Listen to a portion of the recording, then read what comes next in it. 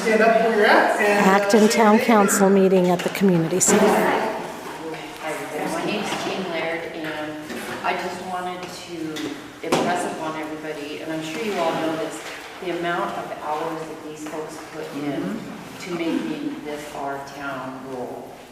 And with that responsibility comes the fees for the PO boxes, all of the gas, their printing, everything they do comes out of their pockets. So several years back, when Ray used to pass around a little pad to kind of help offset some of these expenditures for them, it a little bit went a long way. So I thought it would be a good idea after everything they've done with the high-speed rail and with the Edison and all that thing to try to get that instituted again for them. Especially I know that I feel heartburn every time I put gas in my own car. So with that, I made a homemade envelope, and I'm just going to pass it down, and whoever wants to contribute, if you can. If you can't, maybe next time. And then they can fight about it. That's all I have. Thank you, Jane. Our PO box method just came across our bill, right? I just paid for one of the PO boxes, and we're being charged for this tonight. Yeah, so that's all. Who charges for this? Pardon? Who charges for this? The community center. They have to pay insurance And the lights. and They have expenses, so we They do a lot too. when we can go back to the library, then it didn't cost us anything, but that's not going to open up for another 6 weeks or longer. It's just their gas and Yeah. Yeah, so we're doing better. Any other community comments? That door is blinding me. Can I close it a little? Yeah, I mean, Okay. Huh? Oh, thanks. Just a little. Ooh. Well, we can do that. all right, we're gonna go ahead and move on to the, oh, did you have something? Okay. You're standing there, you volunteered to say something. That's how this works. No, I'm kidding. All right, next up.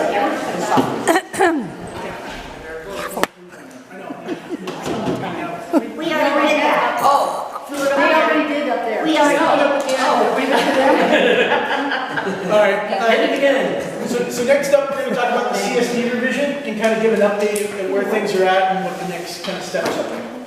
So, Kelly. Okay, well, we are working on putting together all the things that we originally asked for during the CSD revision, answers that the county has given us, and answers that we have spoken back to the county on, and things that have come up that needed to be added to the revision. Certain things like they went through the whole CSD and just revamped the whole thing, moved things all over, and took a few things out that we felt were very important that should be kept in, like site plan review, things like that. They took those things out of our CSDs. So, Without a good reason. yes, no, Without a no good reasons. So what we're hoping to do is we're going to get this all up on the website, hopefully by the beginning of next week, and then have a couple of community meetings just on the CSD. So if anybody is interested in working with us on that and writing to our supervisor, it goes to the supervisors on July 27th, and we still have quite a few things that need to be answered. And it would be really nice if we had letters and we had emails coming from the community. We did, though, we want to talk about what The supervisor. Yeah, so kind of tying on to this, we did get some correspondence from Supervisor Barter's office, who's offered to meet with the town council in June, which is fantastic. It's something that we've been after for a while. So It's never happened before. Yeah. Ever. No, so we're really excited about that. I'm really thankful that she's affording us that opportunity. So we're hoping to gather. This is the part where we're asking for help, which is hopefully to give us some more feedback and stuff to take to that meeting. So as we talk about the CSD, it's one thing we're going to talk about, that we could bring that with us as kind of some backup for the things that we're asking for in CSD. So that it's really valuable, so it's not just It is very valuable. from our voices, but your voices as well. So we'll definitely be putting it on the website, putting it on our Facebook page, linking to it, so that way, if, you can see what the changes are. We'll try to make that as clear as possible, and that way you guys can give input, like, you like it, you don't like it, or hey, I really want to see that back in, why'd they take it out, things like that. So We really like the things you're doing. Yeah, the two really big issues and why we've asked for the supervisor's help is because regional planning has told us that they are not going to put anything in the CSD that they don't have direct control over. So all of our trail protections, gone.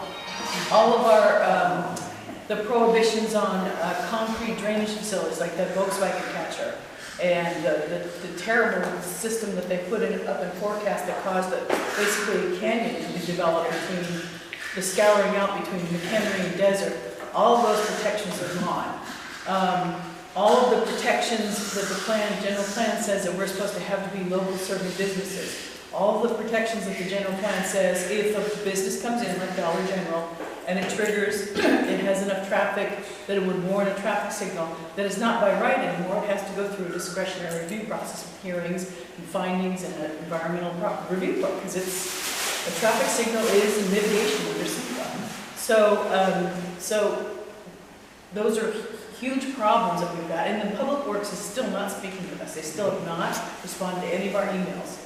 So we've reached out to Supervisor Barber to help try to get the intractable county agencies to move forward, because our position, and I think it's the correct position, is that it isn't the county it isn't Public Works or Parks and Recs that still isn't getting any trails. Oh, and it's not county Public Works not doing their job. It's 5 people, the county board of supervisors. And so when we hear from regional planning that they can't do it because that's a Parks and Recs thing, and then we hear from Parks and Recs we can't do it because it's a Public Works thing, it's like, no, it doesn't work that way. All county agencies are obligated by state statute to comply with the adopted area plan. And when the adopted area plan says new buildings, new commercial buildings and industrial buildings shall be connected by trails and pedestrian pathways, they have to make that happen. And you can't keep pointing fingers at each other saying it's their job, it's their job, it's their job. Well, the beautiful thing about the CSD, or at least how we understand the CSD and hope that we can influence it, as an unincorporated community, it's really our only way that we can try to influence how we look and feel. We're not a city. We don't get to be like Santa Cruz and say, well, we're going to have an old town district, we're going to have old town new hall, and that's going to be a thing. We don't have that ability. So the CSD is about the only way that we can see, well, the plan enforces it, but I mean, the CSD is where we have our input directly into what our community should look like, hence community standards. It's what makes us unique. So, yes, and so that's what we're wanting to hold on to, that's what we want to take the message to, is, hey, this is what our community wants to look like. We want the community input, backing it up, giving us guidance on what you guys want it to look like. So we can take that battle flag in hand and say, this is what we want our community to look like. We all live here, and this is what we want, things to look like. And this is what the Board of Supervisors said we should look like when they adopted the plan. Absolutely. Yes. And so what we're really going to need help with is, to my knowledge, no community has ever opposed its own CSD before the Planning Commission. So we did, because of these problems. For you. And so if we're hoping Supervisor Barger can break the deadlock, or I don't know, gridlock, or whatever it is. Lock between the various agencies. Because they work together. Yeah, Instead of the hot potato of, it's not our problem, it's them. But if we can't, then we're gonna need help with people. I don't know if there'll be in-person meetings, probably not, they'll still be doing Zoom by then. Writing emails and opposing the CSD, if that's what we need to do. Because, what else are we going to do? Agree to a document that's terrible? And we know it's been a difficult year, as we haven't been able to have meetings, we haven't been able to have a lot of communication. So to us, we kind of reached that point where there's too much at stake to not get people together, get opinions, get people fired up for the right reason. So that's why we're meeting again and trying to get some of this stuff done, because it's... Well, and when it first started, we had community meetings. Yeah. We got a lot of input. We got a lot of input, and that's what went into our original topics that we asked for, and our original things that we asked for. And it seemed to be well received. And it did. And then they just needled it in the park. No, And then And all the stuff we still have, no. This is But the then they stuff threw we all already had. then they threw all the other things at us that we had not spoken to any of you Now about. you have to do this, now you have to do And that. so all we could do is just kind of almost wing it and say, well, we know that this would be bad. You know, we know that this would. Well, especially due to things that were already in the CSD that were Already in our yanked CSD. out, that didn't even been in since the original CSD. Yeah, so if anybody is willing to help, if you want to come up and write your name and email or phone on here, that would be greatly funny. But more than just the, And we'll let you know what's going on. No, I don't. Yes. So there's obviously specific things that you want addressed that are either not on there or that they took off. So those are the letters that you would want from Yeah, us. and we'll have a formatted list of like, we wanted this in the CSD, they said no.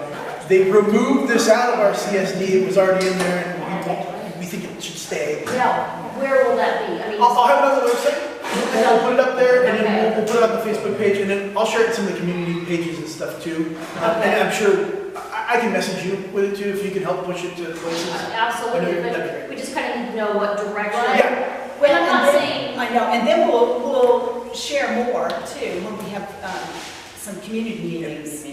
Because that will be easier. Everybody will say, oh, well, I really don't want to talk about this topic, and we'll, help you out a little bit. This really bothers me a lot, and then you can go from there and figure out what you want to do. and we really did have last week, a multi-hour meeting with some of the trails people at Parks and Recs. And John Kessler, who's a resident here in Acton, basically pioneered the tour. And we had points, we had opportunities to discuss some things. County staff was very upset to learn that the Castor project's gone final on the map, but they didn't think any trail had been. Matt had dedications had been made, the project was conditioned with the trail, but that always often happens when the tentative map gets approved with the trail dedication, or trail requirement, but then when the final map goes final, the trail dedication isn't secured. So, it seems like Parks and Recs are at least talking with us. They're still not agreeing to put trails on new commercial and new industrial development, which is a violation of the general plan, but at least with Parks and Recs, we have some dialogue. We did not have that with Public Works, and we still don't have that with Public Works, so. Well, at least they're coming to the table, they came out. I mean, these are all positive Yes, steps, so hopefully yes. it's just the budding of a fresh new relationship with Yes. friends in the park. Okay. Anything else to add? Yeah? I'm good. All right. Next up, we're gonna give a cannabis grow house update. Now, you know we have some updates. I can report on what Yeah. Jackie and I attended a meeting, a roundtable meeting with Mike Garcia 2 weeks ago. They called us and asked for representation from our town council. So Jackie and I attended, along with other council members from other outlying areas. Mike Garcia has gone on 2 helicopter rides with the Sheriff's Department that I'm aware of, where he has determined, along with the Sheriff's Department, how many grow houses there are actually out in the Antelope Valley. And they've determined somewhere between 600 and 1,000. And the day we were there at the roundtable meeting, Sarah Carter from Fox News, Sean Hannity's program, was there and interviewed us also. And she went on the helicopter ride too. And actually it was on Sean Hannity, 2 nights as far as I know. That's awesome. And it is available on video, so you'll actually see how large these grow houses are. They're huge, and they're just developing them on land that doesn't belong to them. They're just squatters. They're putting up long greenhouses, and they're just growing.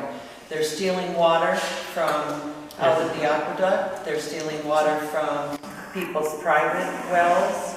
It's definitely the cartel. Multiple parts. cartels. Yeah, multiple. And here in Acton, there are 20 grow houses that we've identified. And it seems to be one specific cartel that has decided that Acton and Untitled are attractive. And I don't know if this is appropriate, what I say. You can always preface it with your own opinion. It's okay, it's my own opinion that it's the Armenian Cartel. And what they're doing is they're coming in and they're offering way above the asking price on these properties to guarantee that they actually are able to purchase them. And they're buying them under Armenian names. I've just investigated 2 of them in the Upper Crown Valley area, and they bought one. It was listed in the low 7s. It sold in the low 8s. So they're willing to pay $70,000, $80,000, $100,000 more to guarantee that they're going to be able to get the property. They're looking for properties with buildings, with water, and they're immediately increasing the amp service on the electrical systems. So they go in and they increase it to a 400 amp, whatever. Although, you know, and John saw a water truck just on Sierra Highway pulling water out of that either. Yeah, so they're stealing water from District 37 too. So we do know, we've reported all of these addresses to Deputy Martinez, who couldn't be here with us tonight. He had a funeral to go to, but he had sent his apology and said he's on it. They've now combined the 2, what he told me today, they've combined the 2 drug enforcement teams with the Sheriff's Department. So I don't know what it'll be called yet, but it sounds like it's just going to be the narcotics team. And they are closing down some of them, but they have to actually witness that there's been changes and that they're growing. So in other words, just because someone has bought it and has blatantly told the neighbors, like up in Upper Crown Valley, that they intend to grow a little for their private use.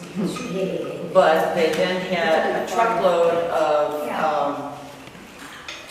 plywood come in, and they covered up all the windows and they do their thing. So that particular house we know, I've seen it firsthand myself. And then a half a block up the street, the same Armenian family bought that residence. What's their name? What? Our Sheriff's Department, we're all diligently trying to get that. I know you are, and it shows. I like your point about the water, because, you know, the county is proposing to pull another 1,000 acre-feet out of this river here, which I don't even want to think what that's going to do to everybody's wells. So, Yeah, I got a 1,300-foot deep well, and if I had to redig that, Yeah. Well, no, because you'd have to go even lower. yeah. Which, yeah, it's not a cheap thing to do. And yeah, I think that's something that we should kind of, And then, That would be interesting to know who's lost their wells because of this. well, we don't know yet. It's still so It's too new. new. and the county said they're not going This to is do really a environmental. new, it's a new thing to the community. And Yeah. in my little area, I know 4 houses are active grow houses, but you don't know they're active grow houses until you can smell or see the unusual activity. Right.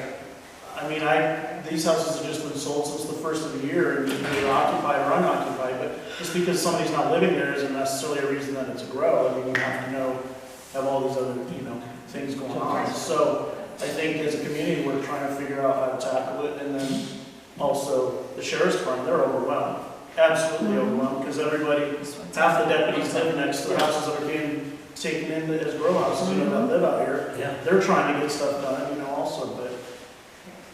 So we have just kind of a problem, this is new because of legalization, but there are areas like Atalanta where they've set up their whole industrial network of Atalantas designed for growing. So why is it that these people, what is it that they want to do this illegally where they're not supposed to instead of where they can? So either it it's... seems like there's a breakdown from the grows to the legal market, that there's not some kind of closing of that gap, so that it provides an opportunity for them to. And I don't think the county would help kind of work on that as well. Well, the problem is there's no, they can do it because there's no enforcement. Enforcement. That's what happens. So there's a Jeremiah, There's a gentleman in the back. gentleman in the back, Hi, please. my name is John Gordon. I talked to a pillar of our community here that's been here for a number of years. I'm going to leave his name out of it. He gave me a lot of insight on Sunday. You know, I was out taking my trash out. He was out on his tractor, dumped in his horse poop. You know, sat down and talked for an hour. And these people are coming in, I guess, and buying the houses, and then they're renting them out. So they're creating a division between the owner and the people that are actually doing the crime. So it kind of makes it multi-layered to get to that person, because their name's on the house, but they aren't living there. They're renters. Well, that's not the story that I've heard so far. And also, I've also heard that they're dumping, you know, chemicals on, you know, that is going to get back into our water table that are harmful to us, and they're going to ruin our water. That's an interesting, because I have not heard anything of it. Usually what we're seeing in the houses that I'm watching in the Upper Crown Valley area, it is Armenian men who are coming and actually... In one house you're talking is off of, I'm going to say Acton Canyon Road, way against the hillside. I have not been to that one, I've heard about it recently. Because we do know that a lot of places are being bought by corporations, which is sort of the separation. They're creating these layers, Yeah. so it makes it more difficult for the law enforcement That's to not deal what I've with. seen on any of the houses that I've done. Well, that's what they were saying up in the Antelope Valley, and that's also where a lot of the chemical dumping was going. I wasn't aware that was happening here in Acton, but, I mean, because Well, I'm that's sure, because whatever they're using to grow stuff, I mean, a lot of it's hydroponic, I mean, there's all sorts of. Right, they don't care about EPA or any of that. They're gonna do what they do, and they aren't living there. You know, we live here. Right. And it's gonna, the long-term effect is gonna affect us. I've been here 6 years, you know, and, you know, I plan on being here. heads cut off trying to keep up, but all they can do is take plants Well, out. and we got a district attorney that doesn't care now, and like, you know, he doesn't prosecute. So what we were hoping, or suggested that, since this is organized crime now involved, there should be some RICO statutes so that they would lose the land, when it's land they own, or the house, if it's a house they own. And so that, so that would have some real teeth, right? Then it's not, because it's not a misdemeanor. But they're small potatoes compared to, when they talk to RICO Act, they're talking the big picture. I mean, they're looking at us probably as small potatoes. So you got a house here, you got a house there. No, that's just it. One of those 20-acre grow houses is $35 million in plants. Okay. So it's not, I mean, it's Small potatoes. might seem like small, it's like it's worth one like car, 10 Ferraris, and if they go to the trouble of taking one, Right. you know, it's just. Well, I get it, Yeah. and I, you know. And the other thing is the other thing that has teeth is the EPA. And if there is, if you see any sort of chemical dumping or anything, contact, well, there's Region 9 in San Francisco, us will send it forward, because then they have an obligation to do something, because it's much more higher level offense than just a misdemeanor that nobody cares Well, about. the thing is, you know, me, myself, I'm not gonna go and spy on these people. You know, I'm not gonna put myself in harm's way. I mean, it's not worth it. I mean, you shouldn't, because No. they're paying enforcers, protectors to Right. constantly drive around, and Exactly. check the locations all Exactly. hours of the day, and they're always armed, and it's not even worth, No, it's not even worth a conversation. If you I can see, if you do see strange activity, you don't have to necessarily confront them, but you can also smell it, obviously. Right. With the strange activity and the smell, I mean, we can kind of figure that out and pass that on to Deputy Martinez. Yeah, I definitely discourage anybody to confront anything like that. And they are armed. I've watched They're No, they're absolutely armed. absolutely are. I have a friend that lives across the street from the one grow house, so we're watching. But we're not gonna endanger, just like the No, I mean, guys it's are not saying. worth it. It's not We're not worth it. gonna do that, we just wanna be able to report to Deputy Martinez what we've seen. And his email and phone number is in the Country Journal and in the other I have as paper. part of home. Pardon? I have part of his. Okay, and so we've got other people that would like to talk. Oh, Carlo, and there was a gentleman back here, and then, two, okay. I found out at one of the other meetings why they're growing so much in the Antelope Valley. Basically, it's the soft underbelly, you know, and you have low overhead. You've got a lot of people that don't really care. They've moved out there to not be bothered, so they're not going to turn in anybody. And there's just acres and acres and acres of absentee landlords. And a lot of water underneath us. Yeah, and then the last one, transportation. Once it's cooked, once it's deliverable, it could be packed up in a container. It could be sent to San Pedro. It could go to China. It could go on a train all the way to Salt Lake City in no time. So this is why the AV is the hub. We're on the outskirts. We're small. The small potato operators are out over here, but the bigger ones are over there. But it's transportation. It's close to your plants. Jeremiah, there was a gentleman there. Yeah, this problem isn't unique to Acton, it's all over the We Antelope need to know Valley. your name. My name is Ed Sims, and I just moved from Leona Valley, and my house was sold to Armenians, but as a seller, you can't say no. Otherwise, you're doing something racist. And the realtor can't do a darn thing And so about if it. somebody offers you $50,000, $100,000 more than what you're asking, I mean, you're pretty much obligated to take it. But this problem is really, I mean, it's all over the Antelope Valley. This is bigger than any of these town councils are really going to deal with. Yeah. These problems have to be addressed with somebody who really has the power to deal with it. We can't do it here. We can't do it as a small community. This is, like you say, it's big stuff. And it has to be dealt with a big hammer. Well, that's why we've got Mike And so, Garcia involved and our other. that has to be communicated to the people who are capable of doing it. Yep. And that's what we're trying to do, is just get as many ears that are receptive to the problem. Yep, other than the sheriff's department, nobody at the county cares. No. In fact, we had just nobody cares, it's a misdemeanor. They won't even arrest them. They'll just take the plants. That was from a county person saying that. So. Yeah, but They don't what, they let them, they're released because that was just a misdemeanor, so they just stay a couple of days in jail. Couple hours. Jeremiah Tammy. So he's absolutely correct. The houses are being bought by the kingpin guy. They're renting them out to other people. Deputy Martinez even said they have busted the same house in Aqua Dulce 3 times, and it's been a different person each time that has been the renter. So therefore, there's no consequences to the owner because he was just leasing or renting the house. He didn't know that that's what they were doing, even though he's fully aware of it. But they have arrested the same house 3 times. And that's why the RICO is so powerful, because you take the house, that doesn't matter who's, that's my understanding. How the RICO All exactly. And But you have to prove that the person who owned the house is involved in the crime. Sure. That's your big problem. They can take the house on. No, not let's say we have to. You have to ask. If you have a photograph of what the canister might look like, could you send it to us and we'll post it next week? I'm not sure, I know I'll have to look back through our photos. I know I have the ones that we got, like I said, that have the label on it with the ingredients. Yeah, that'd be perfect. I have that one. Okay. Which, it's with the grow house stuff, it's very obvious. I don't know if we have any of the white ones, because we weren't sure what they were at first, and we were just throwing them in the trash.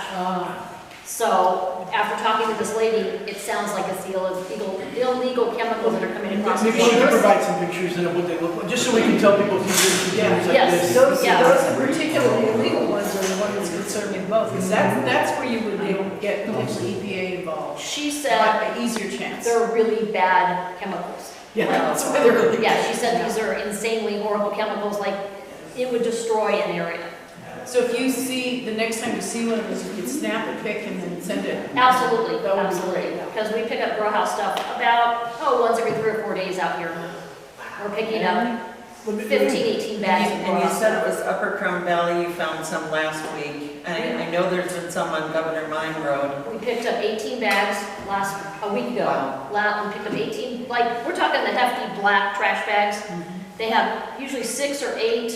They look like a mesh cloth pot full of potting soil with a little bit of the stem of the pot plant, marijuana plant left in it. So there's like 6 or 8 of those in a bag, and I think they found, I don't know, 16 or 18 bags of Upper Crown Valley where it like touches into Governor Mine. And we picked up 3 separate times we picked up from up there. Wow. And then, yeah, Liso Canyon, not the cemetery side, but the other side. There's just a little dip that goes down off of Crown Valley. It goes down in that little dip, and you cannot see at the bottom of that dip. You can't see Crown Valley. We have picked up a lot of bags from down there. Okay. So. Sir? This problem is much worse than you could imagine. Donna wanted to say something. I just want to know, we got a problem. There's no solution to the problem.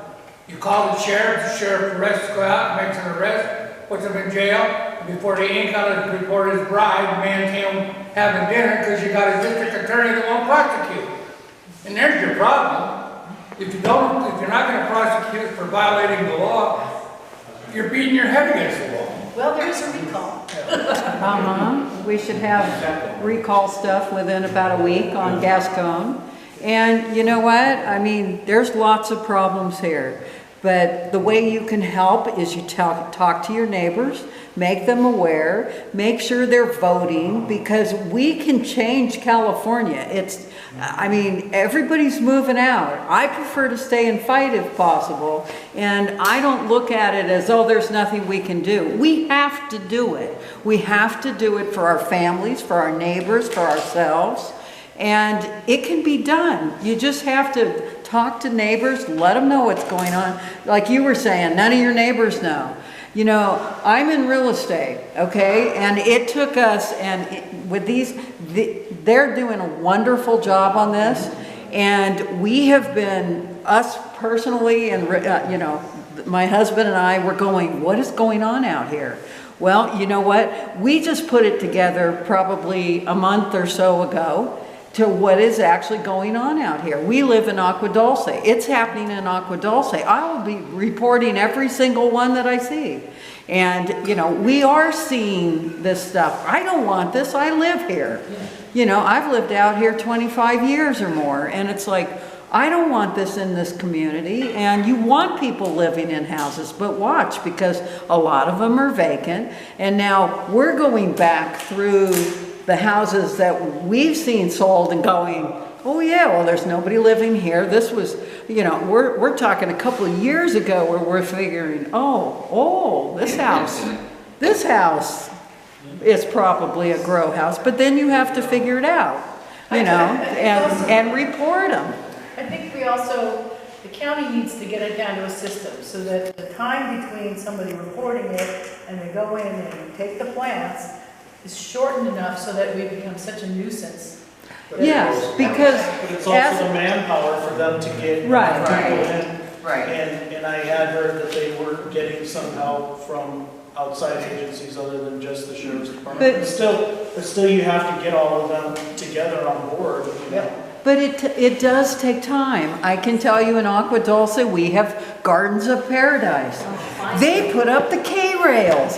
You know, we have put up with that. They started the parties 5 days a week, 8:30 at night, and it went till 4:30 in the morning. We were listening to music. We're over a mile away from that place, and it's like, they did it 5 nights a week. And it's like, and you can scream, you can call, you can, and we actually got it shut down.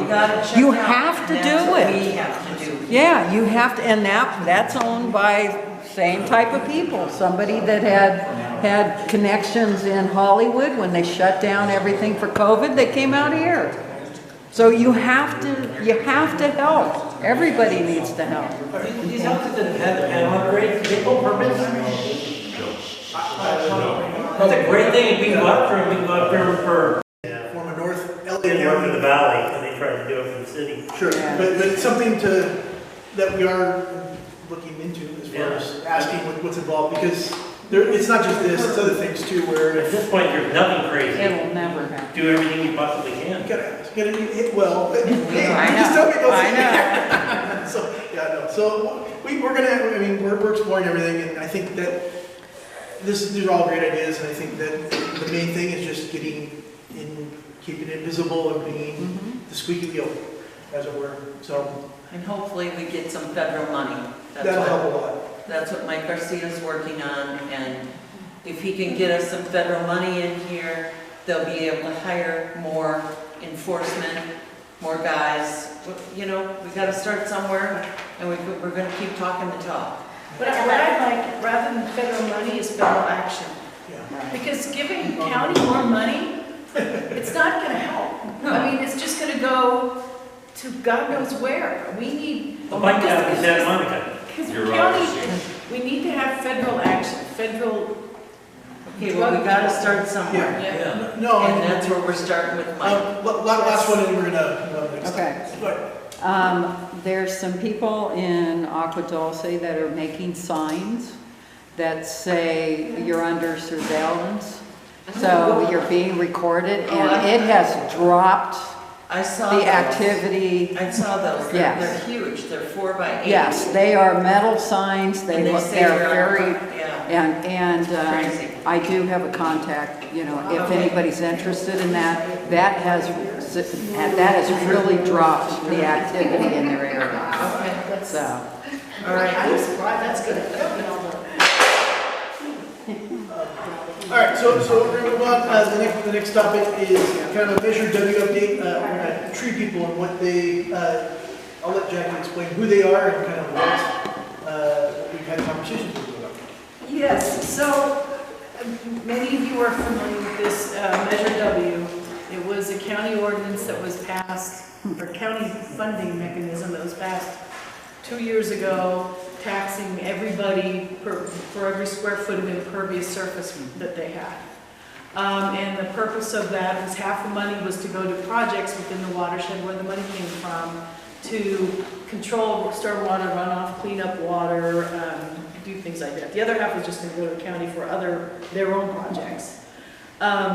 So we are in what's called the Santa Clara River Watershed Area Steering Committee, our WASC, W-A-S-C. So when I say WASC, that's what I'm referring to. The Acton's boundaries form the headwaters of the Santa Clara River, the drainage boundaries between our area and Antelope Valley define our community boundaries.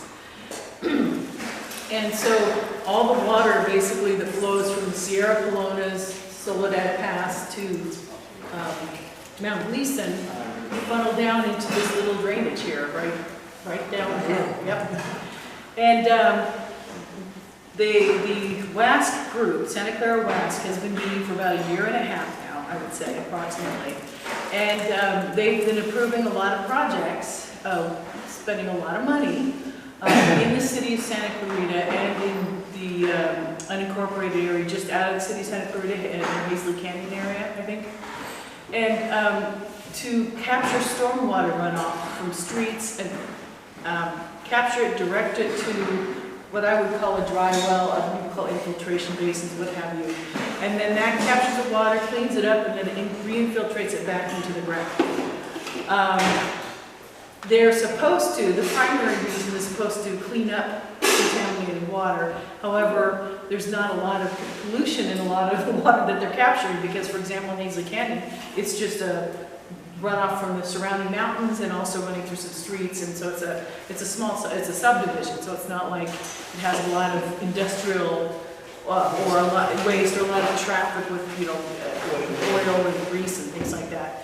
So when I observed how they were spending the money, I've been going to as many WASC meetings as I can. I missed a few lately because of the PSPS things, but I've been asking consistently, when are you guys going to do a project to protect our downtown area from flooding? We all know how bad that flooding can be. You got 4 feet, we had cars up to their roof in the big rainstorm in August of 2017. And so we've been sending pictures in saying, when are we going to get a project? Because our money, our Acton Agua Dulce tax money is going into this project. About a year ago, just over a year ago, we finally got somebody from the rural area to represent our community on the WASC. It's Mary Johnson from the community of Agua Dulce. She's on the Agua Dulce Town Council. So the WASC is made up of like 14 or 15 people, all of whom were either from the city of Santa Clarita, or live in the city of Santa Clarita, or don't live anywhere in the watershed because they work for county flood control down in Panama. So there's not really, and the city of Santa Clarita is only about 12 or 13% of the entire watershed area. So most of the watershed area, and most of where the water is outside of the city, yet they have a huge presence on the board. So we were grateful to get Mary on board. Under the ordinance, or under the Measure W, each watershed, the way the projects are supposed to work is the community itself is supposed to come up with a project, propose it, design engineer it, budget it, and then propose it, and then maybe it'll get a thumbs up or a thumbs down. Well, our community,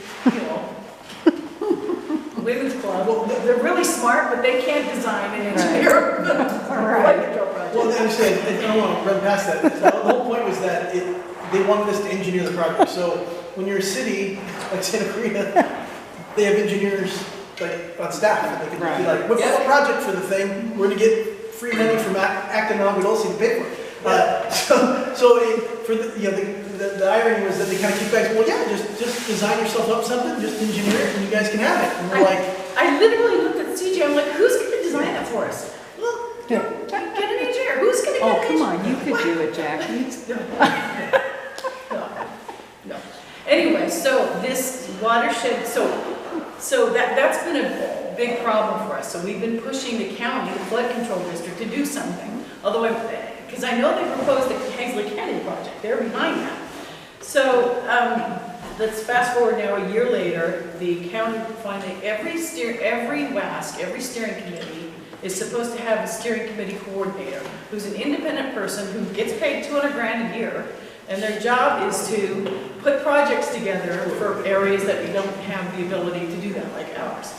So the county signed the contract with our watershed steering committee coordinator.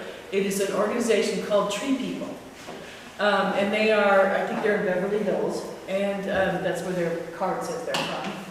And so as soon as the ink was not even dry on that contract, and I'm like, no! And so actually they reached out to us because they heard some comments that we had made. So we met with them for the first time last week.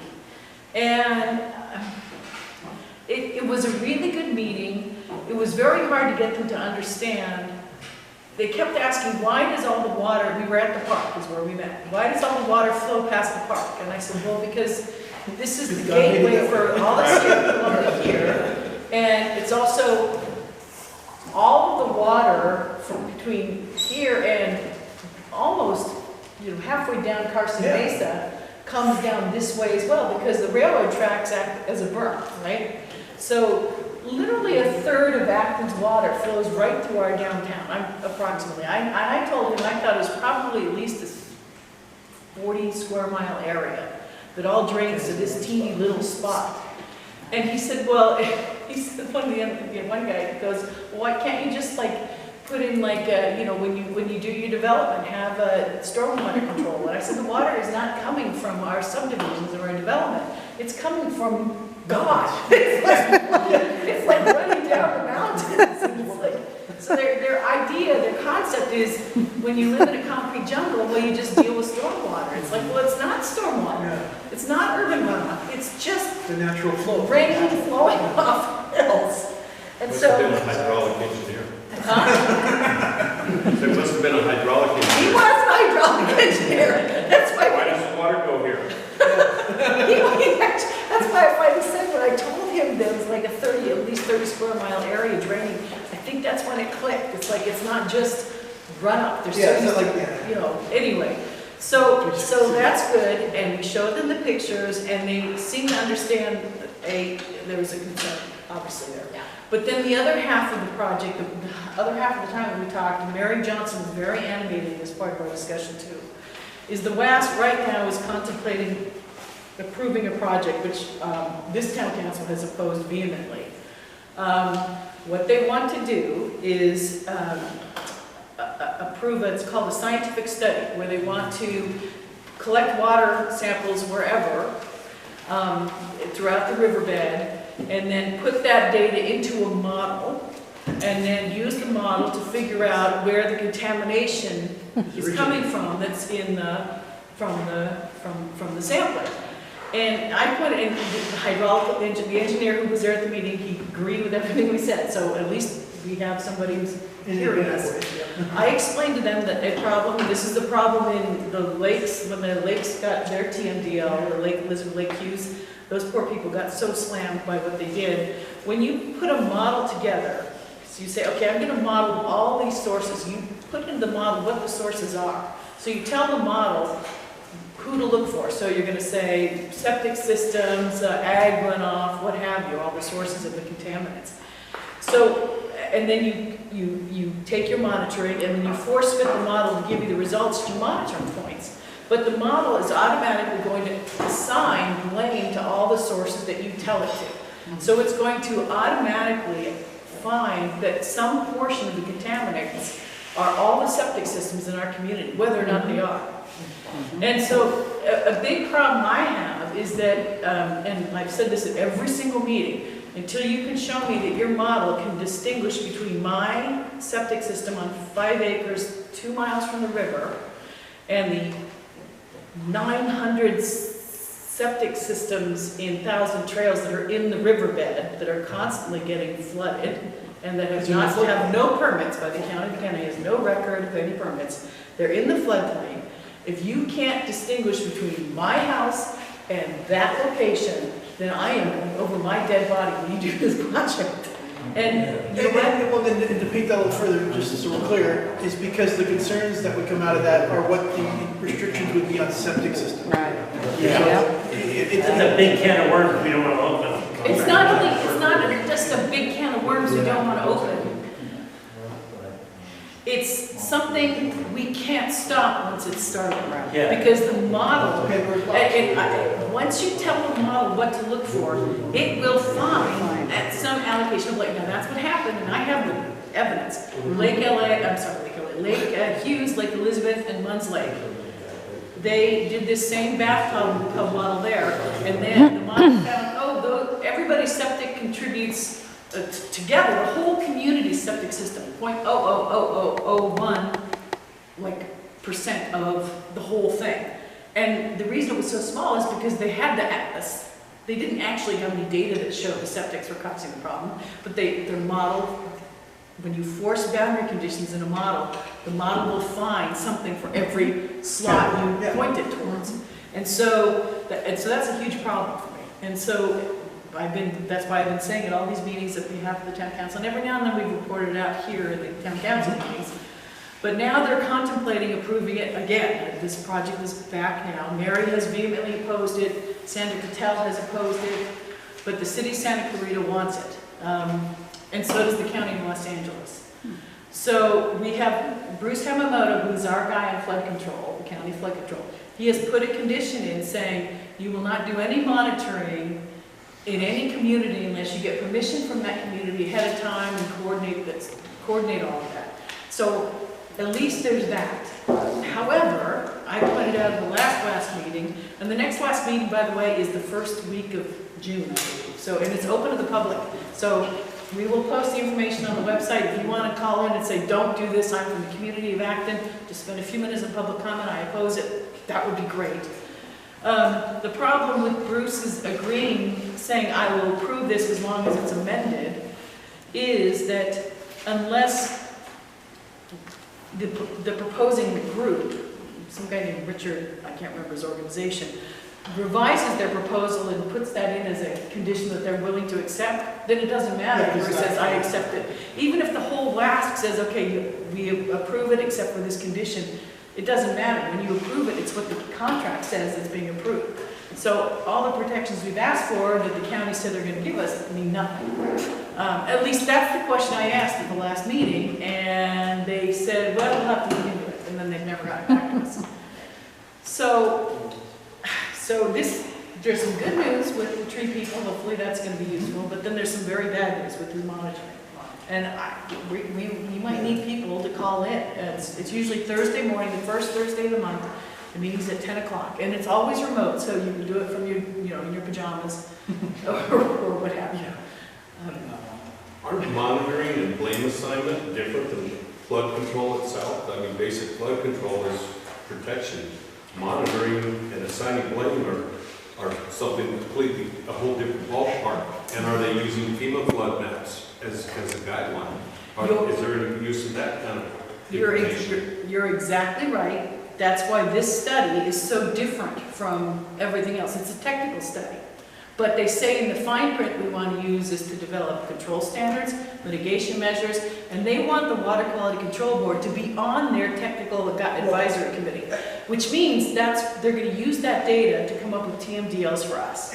Well, and then we can go further, especially in particular Santa Clarita, that has had water quality issues as a result of the munitions plant, all sorts of other stuff they've had going on down there. So I'm sure that there's probably not anybody trying to not find somebody else to blame water quality issues on. Because they've had to deal with Ventura also blaming them for all the salt and everything else. Oh, the city engineer told me that they believe Acton yes, no, that's what I'm getting the source at. They're trying to push the scapegoat out to Water us. flows downhill. Yeah. So does Yeah. You know what? I'll tell you what I told the tree people. Acton might be the problem, but it isn't my septic. Yeah. It's the 800 some odd septics in the floodplains, more than that. They're not sealed. You're not even allowed to put septic in a floodplain. These things are in the floodplain. So are the leach lines, so are the whatever they call the transmitter lines to go from the tanks to the... They're not just talking 1,000 drills either. Huh? You got a bunch of all the campgrounds. Yeah. We talked about Cali Lake, we talked about, and the tree people guy, Mr. Massey, he said, well, I'm sure the county would, what, I said, no, the county just, and I said it straight up, the county does not care about this river. We have written letters to regional planning, public works, health, and explaining all the problems with, they don't have a WDR for all their septic systems. That's a requirement that's been in place since 1996. They were supposed to comply with it when their CUP expired in 2006. Okay? They didn't even apply for new CUP till years after that. Yet the county is processing this like it's a renewed CUP. So, which is, their EIR that was done in the 1980s doesn't even assume that there are individual campsites have septic systems. The EIR assumed there would be, I think, 1 or 2 dump stations and a few bathrooms on the whole campground. Yet, and the county has no record of any septic permit pulled for that facility. Yet they have like over almost 700 hookups, RV hookups in the ground, in the floodplain, and they're not sealed. EPA, my understanding, federal EPA regulations is if you're in a potential flood zone area, your RV hookups are supposed to be sealed so that if an inundation occurs, it doesn't contaminate the river. So, this is 2 or 3 years we've been telling the county about this. They've never even emailed back that they acknowledged that they sent the letter. There's no interest from the county, and I'll say it straight out, but we've written over and over and over. Anybody heard anything from the county about, no? Nope. Kind of grandfathered them in. You can't, because they have a conditional use permit requirement. They've operated without a conditional use permit for 15 years. For 15 years. Well, how about the trailer park right behind us? Yeah, that was. That's a whole other. I'm still waiting. I know. Deputy Martinez told me that there was something at the last meeting. I said, please. I think he thought I was attacking him, which I wasn't. I'm just tired of hearing people say that without any proof. So we have a real problem with this, I believe, with this monitoring, if it goes through. Now, all the other WASCs before didn't approve the project. And they had, the proposers had said they need at least X number of the WASCs, like more than half of them to agree. Last time around, our WASC was the only WASC that approved it. All the other WASCs didn't like it. I'm hoping the same thing's going to happen now. There's a lot of bad stuff in this thing. So and they want to talk to us, by the way, yes, community pressure, it will help, because if they can't get the other WASCs on board, then it's not going to go through. Yep. So. Yep. And here's what really gets to me is we submitted written comments and oral comments the last time this proposal came up, and had problems with it. Well, they didn't even bother to reach out to us, to work with us, to make their proposal be something we could support. They just are going to steamroll over us again. They proposed the same dang thing. They made some changes, but it's the same thing. Monitoring, mitigation, develop regulations. It's awful. So we'll put a blurb up on the... With the contact info to call in. Yeah. I will say, Jackie, the two gentlemen from Tree People seemed genuinely interested in our area. Yes. They seemed like they were there to do a job, and they said they thought the biggest portion of their job was public outreach. So... Well, I don't think it's to do a project. No, it's not to do a project, but it is to, you know, because we did talk about some projects. They said, well, maybe you can pump water out of the park into the river, blah, blah, blah. So they did have some ideas. The hardest thing about getting a project enacted is, this whole thing is predicated on the fact that you're going to have runoff that's contaminated, and all these projects are designed to clean off contaminated runoff. Our runoff isn't contaminated, it just comes out of the mountains. And I explained to him that, because I asked. Other than what comes out of some of these parks. There are three projects that they've approved on, and each project, that when they gave the presentation, I said, let me see the data showing the water's contaminated. And I just got people looking at me the first time, and nobody said anything. The second time, I asked them, was for the Hazley Canyon one. I asked, you're saying it's contaminated, I'd like to see the test reports. And at that point, then Hunt Brawley, believe it or not, who's the city of Santa Clarita representative, said, yeah, why are you saying it's contaminated? Why? You need to prove it. And I know it's not contaminated. But the problem is there aren't a lot of places in our entire watershed where the runoff is contaminated, with other than, in our area, sand, right? So it's... In the last year, when could they get a test? Well, water's runoff. Yeah. Well, the two projects they've approved were, last spring. We had some good rains. But I even asked, I said, look, it's supposed to rain this weekend. Can you take some data? Oh, yeah, we will. But they never did. Sure. So, but they approved it anyway. So my point to the Tree People guy was like, you know what? If they get approved their projects just by hand waving and saying it's contaminated, works for us too. Part of their test too, I've worked on a number of construction projects, is available on the WASC for business people. They have different categories of the people on the WASC committee fit. And there is a person who, I understand a seat will be available, or maybe it is available, for a business person.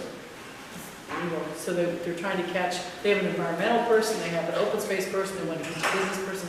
So if it was suggested that we might think about recommending somebody from our community, so then we'll have two people on this committee of 13 from rural areas. So Are there any business owners here tonight that are active?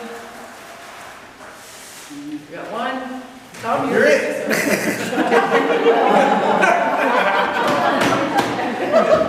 Well, heck, the 99-cent store was going to show. Tom's a business person, so. I have a couple questions. Sure. All waterways are controlled by the... But it's our areas out here is things they've added to the They FEMA widened map. the floodplain?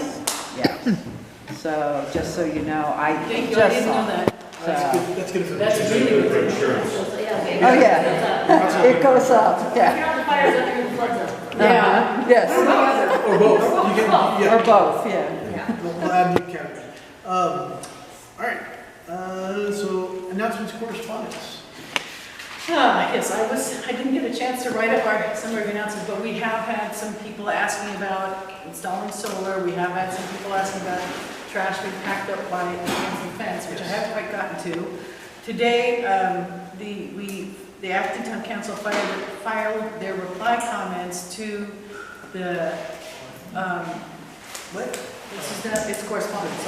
No, you're fine. It's filling in your... On the proposed decision, on the investigation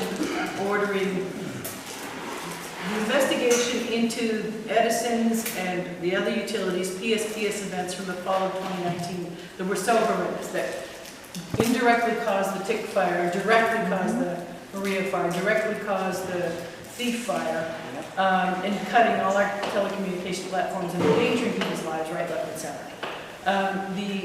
The proposed decision came out several weeks ago. We submitted initial comments, which I apologize, I haven't sent to the papers, I'll do that tonight. We were limited to 15 pages, and then a reply comments went out today. And a number of parties in that proceeding cited the information Acton put in, because only Acton's putting actual data in showing there was no need to do any of the PSPS events, and showing that there were hundreds of deficient structural members that actually, when I looked at the data again today, they needed to be replaced within 6 months. Not 6 months. Yeah, not 6 months from now. It was within 6 months of discovery. So the proposed decision that came out has almost no penalties and no requirements. And so we stepped into it really hard. A lot of other parties, other than the utilities, are really upset with the commission of this proposed decision. So there are other things we could do after. If this decision gets adopted as written, one of the things we could do and should think about is filing a complaint against the commission itself with the commission, because they're not even complying with their own regulations. Their decision that they adopted 2.5 years ago was they were going to look at every single PSPS event. Everybody knows what that is, right? And make sure it's reasonable and not that complied with requirements, they did what they were supposed to do. The Public Utilities Commission has not done one single reasonableness review since, I think, 2018, actually. So they're not... We've done it for them. Huh? We've done it for them quite well. Well, yes, at least for Edison's part, but not PG&E's, and only 3 circuits. And in the last, Edison has already initiated its first PSPS event for the 2021 fire season just last week. I don't know if you know that. So in Mono and Inyo, I think. And almost all of the de-energizations that occurred in our community in 2019 were because their equipment did not comply with commission structural standards, not because there were dangerous conditions, because they cut power at 25 miles an hour winds, because they thought their stuff was going to follow. So anyway, so that's one of the things we need to maybe agendize, because we'll know within the next couple of months. Well, we'll know within a month if they're going to change the PD and put in more teeth, and if they don't, I think we should think about that. So, anyway, but other correspondence. Oh, lots of correspondence from Congressman Garcia's office about the work that he's doing, and it's awesome. And I apologize, I didn't get those together, so. I think that was the main stuff. Yeah. Yeah, okay. Council member comments, we'll start. I'm good. I've said my piece.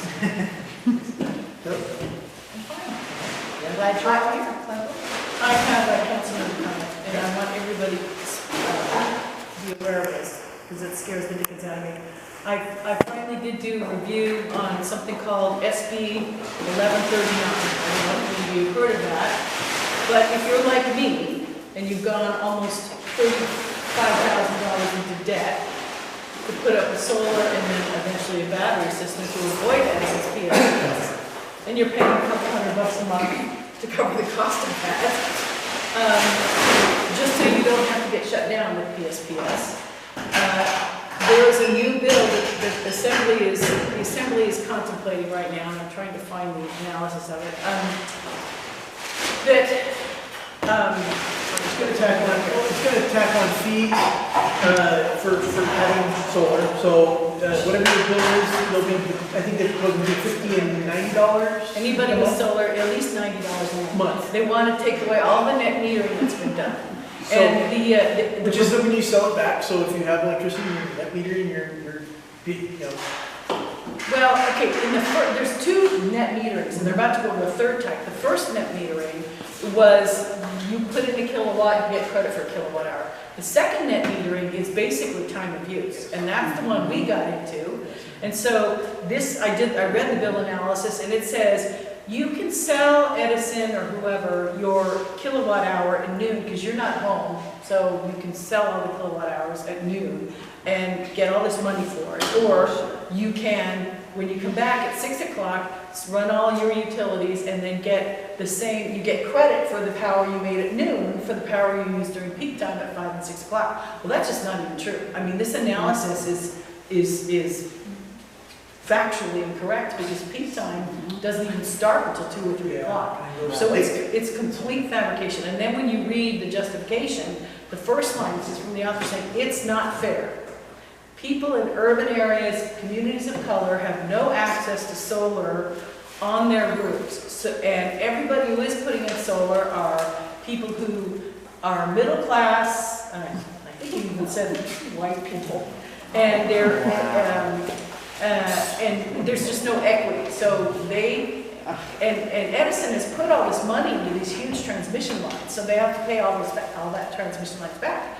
We've been saying for almost since 2006 with the first tri-tip project, you need to stop building utility scale solar and start building microgrids and local solar. That way you don't have the fires from carrying the electricity, you don't have the big transmission lines, you don't have 100,000 acres in the desert being torn up. You're resilient distributed power. You're resilient, you're sustainable, you're all of these things. They're not just buzzwords, they actually mean something, and especially when it comes to electricity. So, The point of the utility, Jackie, is to keep you on the hook. Yes. Keep you from being independent. Yep. The utility companies are like drug dealers. Yep. They're legalized drug dealing is what it is. They won't let you be off the grid, and you have to be on the grid, then they convince you to invest in solar, and then they take away your solar advantages to give to somebody else. Yeah, you cannot build a house in LA County without being on Edison. That is a requirement, and it's ridiculous. So even if you've done, like, made yourself completely, like, we haven't bought power from Edison now for a couple of months, right? Because we only just got the batteries a couple of months ago. It doesn't matter, we're still gonna be paying, on top of the already For the privilege to be connected to. Yeah, so we need to do something about this, so I know this council member comment. No, but it's fine, I put it down, I want to agendize it, because I think it's. Yeah, at the next meeting, we need to take a position, and we're gonna need people to call in and say, at a minimum, if you're in a high fire hazard area, you cannot do this to people. Edison told you, avoid PSPS by putting in solar and battery. That is what they told us to do. And now. And I did it. And then everybody did it, and then they said, hey, wait a minute, we're not giving you as much money as we did before. And now we're gonna pay anyway. It's like, and with this, okay, once this proposed decision goes in, if it goes in, there will never, ever be another investigation of any PSPS event. And the utilities will probably cut power more often and for longer because they know there will never be any consequence for it. I can't understate, or overstate, sorry, how important this particular investigation is with the commission. And so if we have to go beyond it and file a complaint and then take it to the Supreme Court, we will, because they're not complying with their own regulations. Who wrote this? Who wrote this law? Bill? I was just gonna look for it, I could, some assembly person. No, there was a Senate bill with something like that. Yeah, it says Senate bill, or it said SBS. I'm sorry, it's AB 1130. Oh, AB 1130. Oh, it's AB. Let me just double check.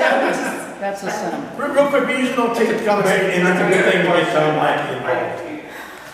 I know what I know and I know what I don't know. I have solar. I would not have done all of this if Edison hadn't done the PSPS. Yeah, no, they would just do So it. there's a causal connection between those two, so that's my concept. I appreciate it. Tom? You know, we go there? What's up, man? Just happy to be back.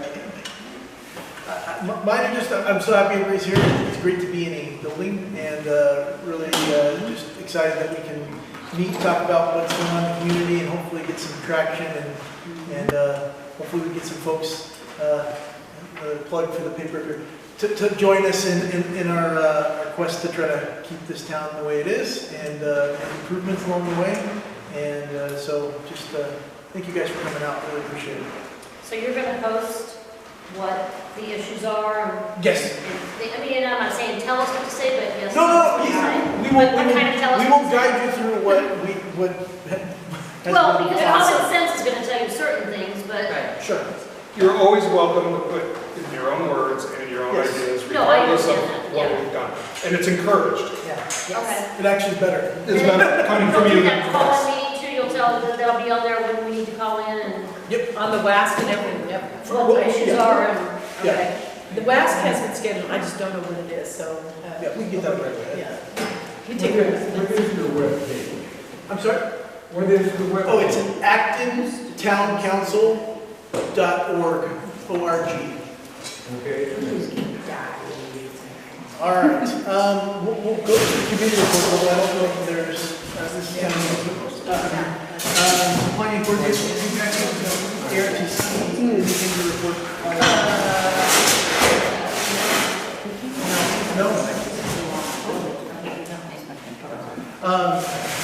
Publicity, we'll post it. Finance? I haven't worked on a thing other than the growth. No.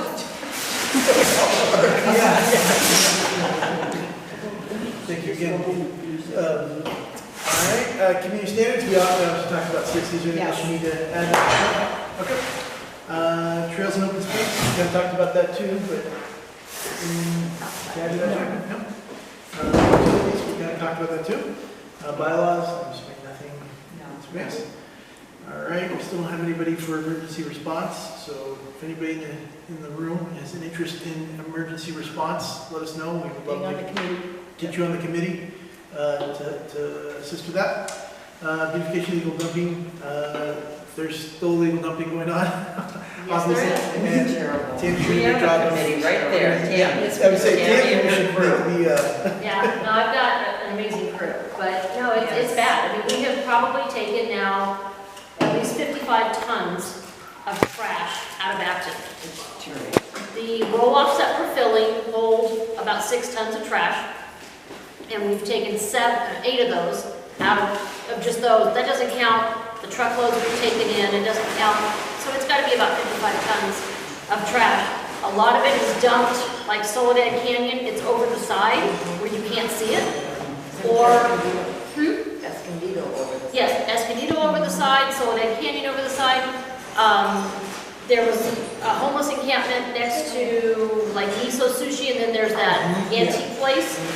There was a homeless guy living down in there, and I guess the county came in and got him out of there, but then they just like smashed down his stuff with a tractor. Well, what it did is it smashed all the brush on top of all of his, all the things he was sleeping on. Made it fun. It was plastic crates. It was so we're sawing leaves and branches and trying to get the stuff out from underneath there. Trying to avoid needles and everything else. So there's lots of like dump spots. Antelope Woods Road. Oh, that's terrible. So what I've been working with Chuck Bostwick. He's been like I talk to him more than I talk to my husband. But we're working with. I mean, one of our ideas that we had, and Chuck's on board with it. He just has to see if he can make it happen. In all of these big turnout spots, I want boulders placed. Yeah. So we're gonna start placing boulders. They can't pull out. It's not easy access to pull over and dump. That's a great Ward Road. Ward Road at the top of the freeway by that Caltrans or whatever it is. We just cleaned that up. Give you guys K-rails? Well, we have camp trails or trail camps. Would the county give you K-rails? No, because that diverts water. It has to be. Want to have K-rails? It has to be natural. It has to be natural. Even fencing would stop. We did have one guy. He has put up some barbed wire fencing up off of Soledad Canyon on his property. It stopped because they can't back up to the side and dump off the top. He was willing to do that, but then you have to get homeowners' permissions and you back it in. It's just a nightmare. So I think the boulders are probably our best bet. I drove around Acton today and sent Chuck a whole bunch of places that are known dump spots. We also have some trail cams out, but we seem to always we're like 2 dumps behind where we put because we move them around. We lost one trail cam, somebody stole it, but it is what it is. But, so we get a lot of cars coming by, we had a couple peeing. Okay. I don't care about those guys, but even on Santiago Road, where you come underneath the freeway, there's a big sand spot. So there was a bunch of concrete dumped, and one of our volunteers actually took those really big pieces of concrete and put them, there's 2 bushes just kind of back just a little bit. It's a huge dump spot back there, because they go behind the juniper and they dump everything. So he actually lined up those big chunks of concrete in between the 2 junipers it's slowed it down. You know, but they will still pull off that little sand spot. They just unload the rock, you know, and it's. Clean it up and it comes back. It does. Yes. I talked to a guy at the dump one day, because I took a load So that's a problem, anyway. Yep. Industrial civics, nothing there. Traffic safety. Don't run to the street. Yeah. Okay, high speed rail. Oh, I don't want to talk about that. Well, the draft GIR will be coming out within another month or so. Remember, so, yeah. So, and they're probably only gonna give us 45 days to comment. So we had, at one point, a group, we'd gotten together, breaking things up, and then COVID hit. So we should think about reformulating back together. Yes, getting the band back. If anybody wants to participate, what has changed since then and now is that they have now a route that at least is one route in our community that's completely underground. So the position we've taken is, well, you can either oppose the project and then you take yourself out of the conversation completely about making sure it doesn't destroy our community, or you tell them, don't put it in Acton, and we showed them how to build this without going in Acton at all, several places. Or you say, you know what, if you're gonna build it, make sure it's underground. The two routes that they had through our community before this other route, one came above ground several places on the east side of Acton, including roaring over Aliso Canyon, just beyond Blum Ranch, and then slamming into the mountains just before it gets to the San Gabriel Mountains National Monument. The other route was just like 600 feet from the high school property, going over the mouth of Red Rover and then rolling into Ward Road area. So the school was going to be unusable because of the noise profile. And the frequency. And the frequency. I know everybody doesn't believe this, but I have, and I can prove it to any, I don't know if we post it on our website, but there were going to be every day through Acton, at peak build out, 190 trips, I think it was, 180 trips a day. A day. Because you get them coming and going. There were 90 round trips. So it was 180. That's a huge investment. And when they say, oh, the trains don't run between 10 and 9, they won't run between 10 and 9 and 5 in the morning. But the trains that leave San Francisco at 10 at night go through here at midnight, 1 o'clock. So, and you know, so it's all fake, the things that we're talking. So if anybody's interested in putting that, working with us, getting that group back together, we gotta do something. Let me know. Yeah. Get you on a committee. Yeah, do we have, I mean, we have, Yeah, we have a list. Yeah, maybe we should start reaching out to them. But I don't know if you want to do that, I've been with them than I am, so. And we've done a lot of work on it already, trying to prepare for this draft TIR. But we've got to get back at it. It'll be on us before, especially if COVID stuff starts acquiescing. All right, unofficial business. I assume we can actually potentially. All right. What about the Dollar General?